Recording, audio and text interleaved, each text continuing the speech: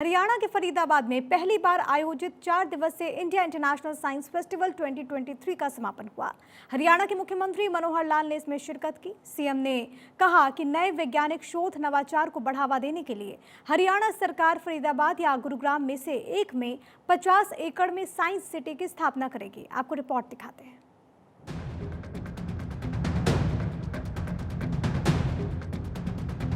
हरियाणा के मुख्यमंत्री मनोहर लाल ने थिस्टी बायोटेक संस्थान में 9वें भारत अंतर्राष्ट्रीय विज्ञान महोत्सव के समापन अवसर पर मुख्य अतिथि के रूप में शिरकत की।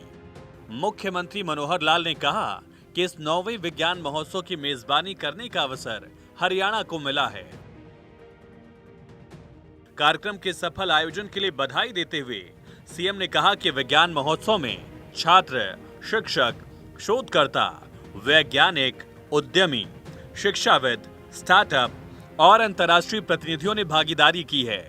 ये सभी भागीदार बधाई के पात्र हैं। उन्होंने कहा कि यह विज्ञान महोत्सव विज्ञान और प्रौद्योगिकी के क्षेत्र में भारत की उपलब्धियों को उजागर करने और विज्ञान प्रौद्योगिकी से जुड़े हितधारकों के बीच ज्ञान के आदान प्रदान और चिंतन मनन के लिए एक मंच उपलब्ध करवाता है। प्रधानमंत्री नरेंद्र मोदी के विज्ञान के प्रति समर्पण को जाहिर करते हुए सीएम मनोहर लाल ने कहा कि जय जवान, जय किसान, जय विज्ञान और जय अनुसंधान का मंत्र देकर भारत को आगे बढ़ने के लिए पीएम ने नई दिशा प्रदान की है। मुख्यमंत्री मनोहर लाल ने विज्ञान को प्रयोगशाला से बाहर निकालकर जमीनी स्तर तक पहुंचने के तरीकों को ढूंढने का आह्वान किया। उन्होंने कहा कि आज स्थानीय समस्याओं पर शोध करके उनका समाधान करने की जरूरत है। इस तरह के विज्ञान उत्सव खोजी मन के विजन को साकार करते हैं और साथ ही युवाओं में एक नई ऊर्जा, एक नए दृष्टिकोण का संचार करते हुए उन्हें राष्ट्र निर्माण के कार्यों में अग्रसर होने के लिए प्रेरित भी करते हैं।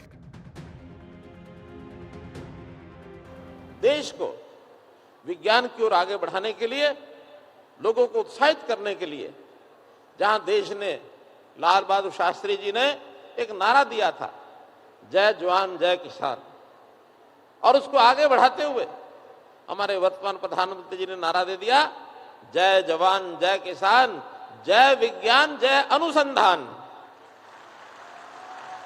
कि जो हमारी रिसर्च है वो भी बढ़नी चाहिए। तो इस देश के वैज्ञानिकों को, इस देश के छात्र छात्राओं को, इस देश के वैज्ञानिक शिक्षकों को आगे बढ़ाने के लिए देश में बहुत कुछ हो रहा है। चाहे वो चांद के दक्षिणी ध्रुव पर चंद्रयान 3 के सफलतापूर्वक उतारने की बात हो, चाहे दुनिया के लोगों को अंतरिक्ष अनुसंधान के लिए भारतीय राष्ट्रीय समिति के अध्यक्ष विक्रम साराभाई ने संचार और मौसम की भविष्यवाणी की विज्ञान, इसके अंदर पारंगता पाई है। तो बहुत बड़े ऐसे विषय हैं। हम अपने देश के युवकों को स्टार्टअप के माध्यम से भी ऐसे वैज्ञानिक अनुसंधान करने के लिए बहुत प्रोत्साहित करते हैं। मुख्यमंत्री मनोहर लाल ने कहा कि अंतर्राष्ट्रीय विज्ञान महोत्सव देश का सबसे बड़ा विज्ञान महोत्सव है। इस महोत्सव का मकसद संपन्न भारत की प्रगति के लिए विज्ञान, प्रौद्योगिकी और नवाचार में रचनात्मकता को बढ़ावा देना और व्यापक स्तर पर लोगों को वैज्ञानिक जानकारी प्रदान करना है। इसके अलावा ये महोत्सव अलग अलग आयोजनों के जरिए सभी हितधारकों के बीच तालमेल के लिए एक मंच प्रदान करता है। 4 दिनों तक चले इस महोत्सव में 17 विषयों पर वर्कशॉप, संगोष्ठियों, विज्ञान प्रतियोगिताओं, प्रौद्योगिकी शो, प्रदर्शनियों आदि का आयोजन किया गया है। भारत प्राचीन काल से ही विज्ञान और प्रौद्योगिकी के क्षेत्र में अग्रणी रहा है। भारत को मानव सभ्यता की ही नहीं, विज्ञान की भी जन्मस्थली कहा जाता है। भारत ने बीजगणित, जीरो, पाई का मूल्य, शून्य संख्या प्रणाली, इनका आविष्कार करके वैश्विक स्तर पर अपनी पहचान बनाई। आयुर्वेद के जनक महर्षि चरक महान सर्जन और वैज्ञानिक थे।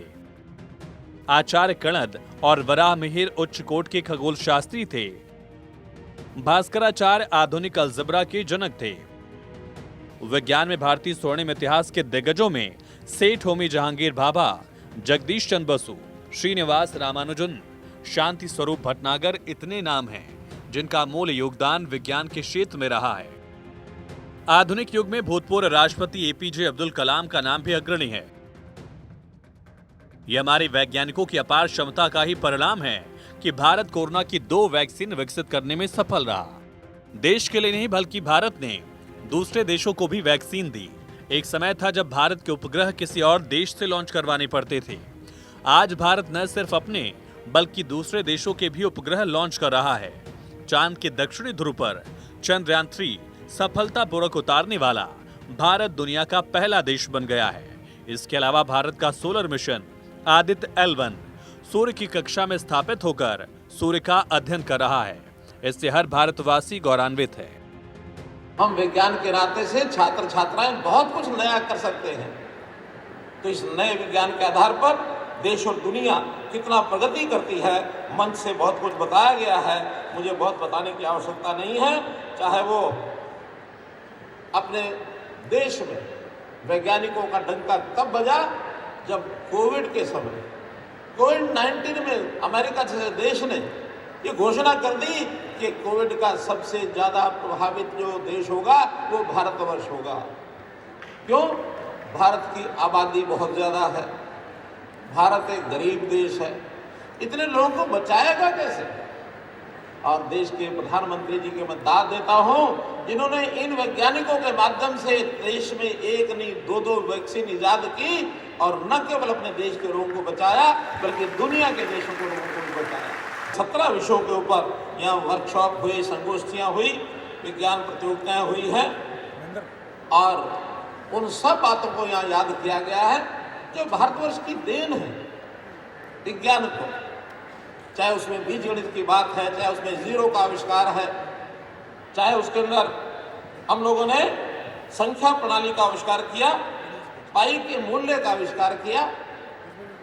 आज हम कल्पना करें कि इस विज्ञान के अंदर, गणित के अंदर जीरो न होती तो गणित आगे बढ़ सकता था क्या?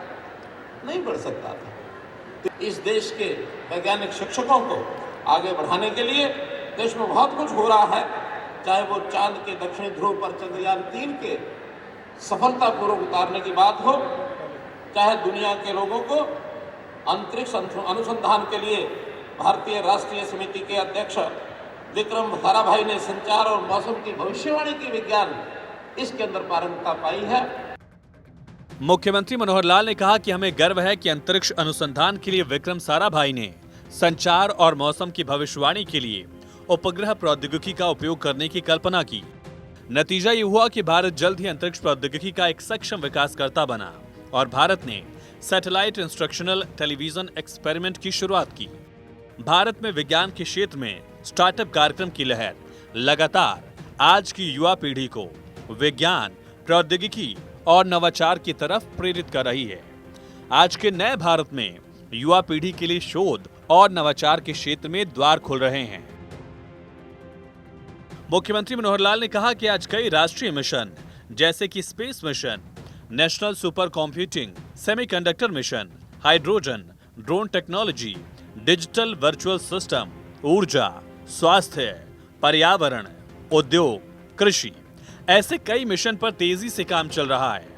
मुख्यमंत्री मनोहर लाल ने कहा कि विज्ञान की शिक्षा को प्रोत्साहित करने के लिए हरियाणा के हर जिले के 10 राजकीय वरिष्ठ माध्यमिक विद्यालयों में विज्ञान क्लब की स्थापना भी की जा रही है। ये विज्ञान क्लब युवा छात्रों के बीच वैज्ञानिक सोच और जागरूकता पैदा करने में अहम भूमिका निभाएंगे। इनमें छात्रों को देश में स्थित विभिन्न विज्ञान केंद्रों और साइंस सिटी में ले जाकर उन्हें विज्ञान के अनुसंधानों से परिचित कराया जाता है।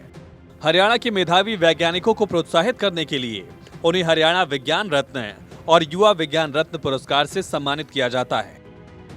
प्रति माह उनको जो प्रति माह यानी स्कॉलरशिप ये जो देते हैं, इसको भी धीरे धीरे बढ़ा रहे हैं। हम उनके लिए पुरस्कार, विज्ञान के पुरस्कार, ये भी बहुत बड़ी मात्रा में रखते हैं। हमने अपने विद्यालयों में, अपने यूनिवर्सिटीज के अंदर इन छात्रों को नए नए एक प्रकार से प्रयोग करने के लिए पूरी छूट दी है कि उस छूट के आधार पर हमारे विद्यालय कैसे आगे अपने विद्यार्थियों को ले जा सकते हैं। इसके लिए मैं आज आपके इस कार्यक्रम की सफलता पर बहुत ही प्रसन्नता, संतोष व्यक्त करता हूं और मैं आशा करता हूं कि इसी प्रकार के सम्मेलन आप लगातार आगे भी करते रहें। इसमें हरियाणा सरकार की ओर से किसी भी प्रकार की आपको कोई सपोर्ट चाहिए, कोई किसी प्रकार की सहायता चाहिए, हम हर इस प्रकार के साइंस को बढ़ाने के कार्यक्रम में लगातार आगे बढ़ रहे हैं। विज्ञान के नाते हमने एक साइंस सिटी गुरुग्राम अथवा फरीदाबाद में एक बड़े स्तर की साइंस सिटी ये बनाने का संकल्प लिया है। मुख्यमंत्री मनोहर लाल ने कहा कि गत वर्ष राष्ट्रीय विज्ञान दिवस पर आयोजित समारोह में 2019, 2020 और साल 2021 के लिए 11 वैज्ञानिकों को सम्मानित किया गया था। विज्ञान की शिक्षा को हरियाणा में लगातार बढ़ावा दिया जा रहा है और यही वजह है कि हरियाणा विज्ञान रत्न पुरस्कार की राशि बढ़ाई गई। पहले राशि 2 लाख रुपए थी, इसे बढ़ाकर डबल किया गया, यानी अब 4 लाख रुपए की राशि दी जाती है। वहीं विज्ञान की शिक्षा को बढ़ावा देने के लिए छात्रों को छात्रवृत्ति भी मिलती है। विज्ञान प्रौद्योगिकी विभाग शोध स्तर के छात्रों को ये राशि मुहैया करवाता है। 11वीं से लेकर शोध स्तर के छात्रों को ये मदद दी जाती है। 11वीं और 12वीं कक्षा के लिए 1500 रुपए प्रतिमाह, बीएससी के छात्रों के लिए 4000, एमएससी के लिए 6000 रुपए प्रतिमाह की छात्रवृत्ति दी जाती है। वहीं पीएचडी के छात्रों के लिए 18,000 रुपए से लेकर 21,000 रुपए प्रतिमाह तक की छात्रवृत्ति हरियाणा की मनोहर लाल की सरकार देती है।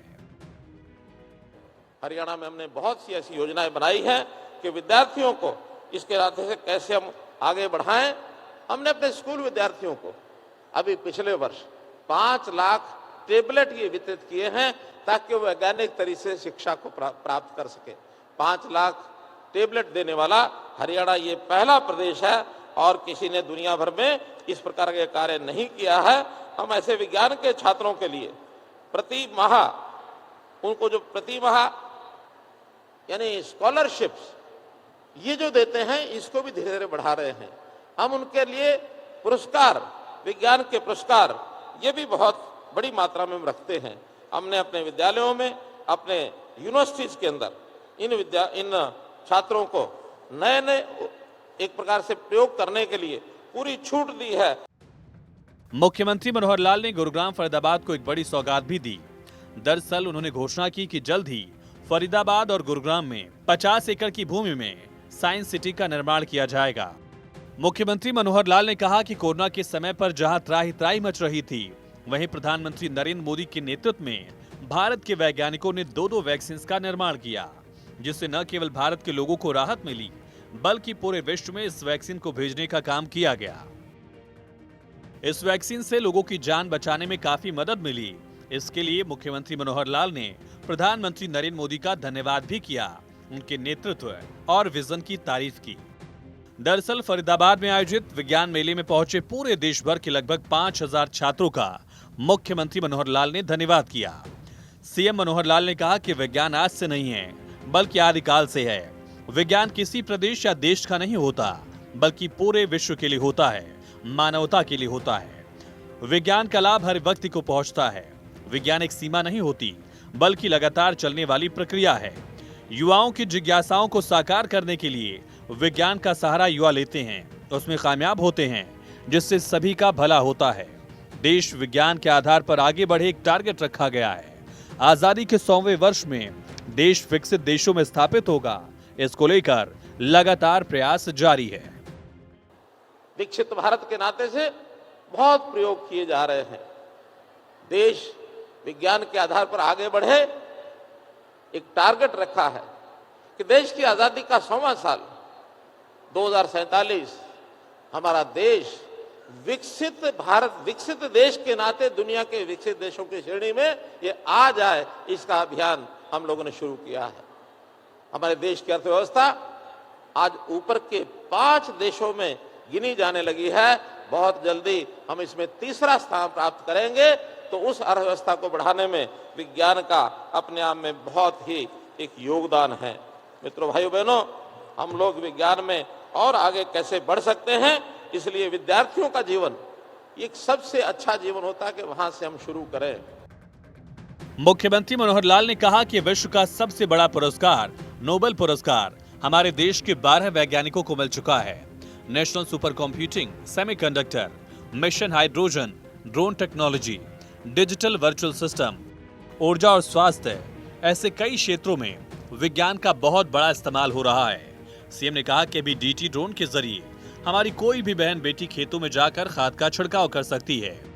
विकसित भारत के नाते से बहुत प्रयोग किए जा रहे हैं। भारत की अर्थव्यवस्था भी काफी अच्छी हो गई है।